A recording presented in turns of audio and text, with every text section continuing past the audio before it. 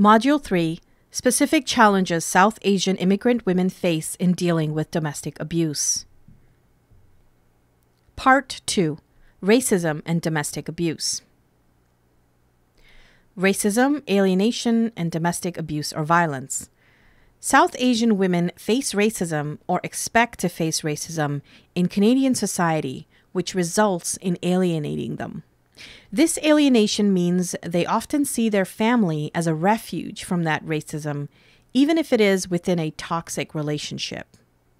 They can at times prefer the devil they know, that is, the abusive spouse, instead of the devil they don't know, an alien racist system and society.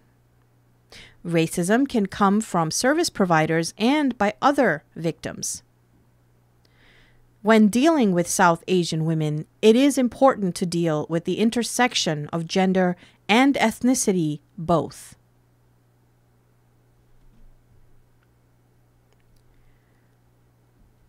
South Asians make up the largest visible minority group within Canada.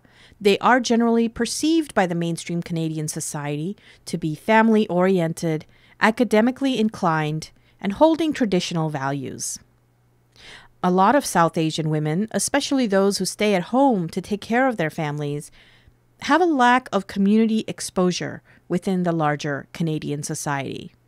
They may also fear that disclosing their difficulties will reinforce racist stereotypes held by the mainstream or will be interpreted as a sign of inferiority of their culture.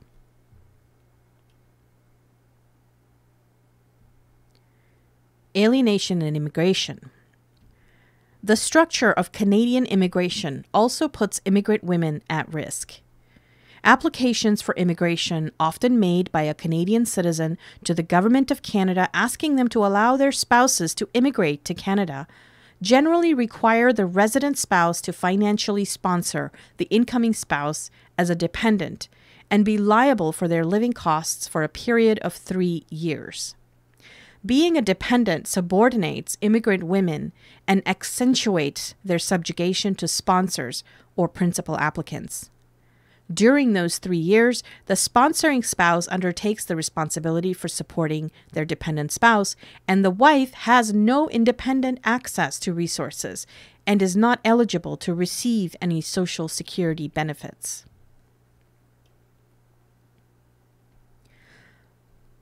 Spousal sponsorship policies can create dependency with respect to both financial and legal status. This can impact the immigrant women's risk for abuse. It may also affect their choices in staying in abusive relationships. Usually, the sponsored spouse is not aware of how the process of immigration works and when her status will change. Fear of deportation, often without their children, is the biggest concern for abused immigrant women trying to leave an abusive relationship.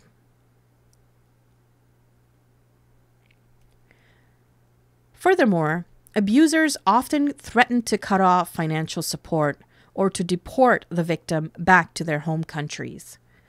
Women are often deliberately kept in the dark about their status as a sponsored spouse and lack the resources to seek help and information. Many immigrant wives rarely have separate bank accounts and are not permitted to handle financial issues like taxes themselves. Women may even accept such arrangements to avoid conflicts with family members and to conform to their roles of good wives and daughters-in-law.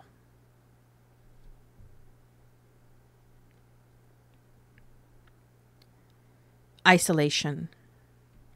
The experience of moving to a new country is generally traumatic and isolating.